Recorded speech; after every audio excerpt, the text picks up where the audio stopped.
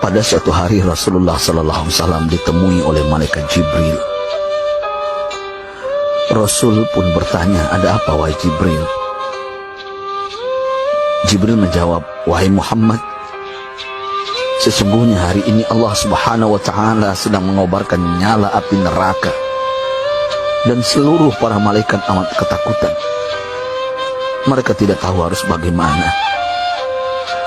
Untung aku ingat," kata Jibril, "bahwa engkau Muhammad adalah sumber cinta dan sayang Allah Subhanahu wa Ta'ala kepada alam semesta.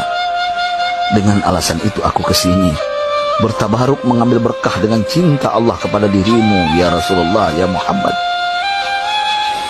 Rasulullah terdiam beberapa saat, kemudian bertanya lagi, "Wahai Jibril, ceritakan padaku bagaimana neraka itu sesungguhnya."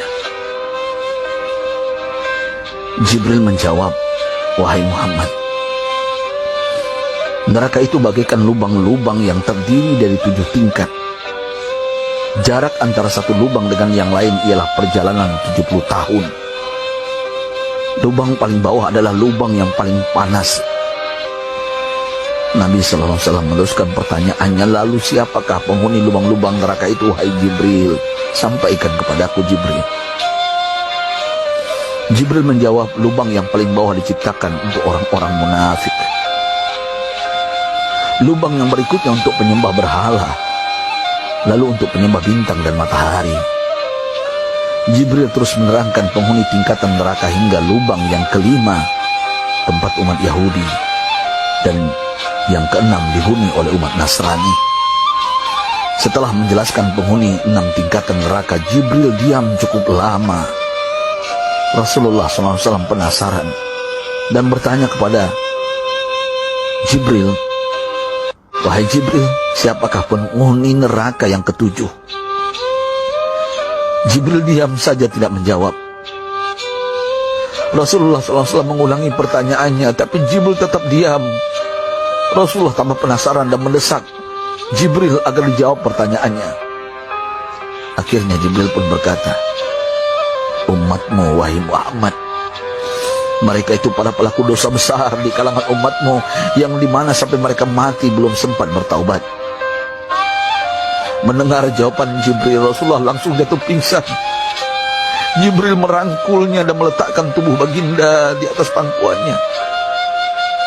Tak berapa lama Rasulullah SAW sadar dan langsung menangis bersimbah air mata dengan terisak-isak. Rasulullah mempertegas pertanyaannya, "Wahai Jibril, apakah benar ada di antara umatku yang masuk neraka?" Jibril menjawab, "Benar, wahai Muhammad, pelaku dosa besar di antara umatmu yang belum bertaubat." Setelah itu Rasulullah menghadap kiblat dan sujud kepada Allah dalam isak tangisnya. Sesekali dengan suara pelan beliau membisikkan kata-kata, "Ummati ya Rabb, ummati, ummati, ummati." Beliau SAW tidak mengangkat kepalanya dalam keadaan seperti itu selama 3 hari 3 malam, kecuali setiap Bilal bin Rabah mengumandangkan azan, barulah beliau bangkit untuk menjadi imam, dan setelah itu kembali sujud lagi. Pada hari ketiga Abu Bakar menyadari hal ini, beliau mengetuk pintu Rasulullah dan mengucapkan salam 3 kali, namun tidak terdengar jawaban. Abu Bakar sedih dan berseru di hadapan pintu Nabi besar Muhammad SAW, "Apakah ada jalan untuk masuk ke rumahmu ya Rasulullah?" Tetap tidak ada jawaban. Di jalan Abu Bakar bertemu sahabat Umar. "Mengapa engkau menangis, wahai Abu Bakar?" kata Umar. Abu Bakar menceritakan keadaan Rasulullah SAW. Maka Umar pun melangkah menuju rumah Rasulullah dan terjadilah hal yang sama. Umar pun pulang dan menangis. Di jalan Umar bertemu sahabat Salman Al-Farisi. Dengan terisak Umar bercerita kepada Salman hingga membuat dia amat sedih, namun tidak berani mengulangi hal yang sama. Salman melangkah menuju rumah Fatimah radhiyallahu anha dan menceritakan hal itu. Setengah berlari Fatimah menuju rumah ayah tercinta dan mengetuk pintu sambil mengucapkan salam. Mendengar suara lembut putri tercinta, sejuklah dada Rasulullah. Beliau bangkit dari sujud dan membuka pintu. Alangkah terkejutnya Fatimah melihat Rasulullah, ayah tercinta, amat kurus dan pucat.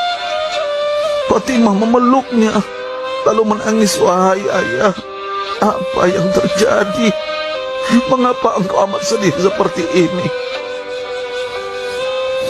Rasulullah kembali menangis dan berkata dengan suara lirih, wahai Fatimah, belahan jiwaku, bagaimana mungkin aku tidak sedih sedangkan Jibril mengatakan akan ada kelak umatku yang akan masuk neraka.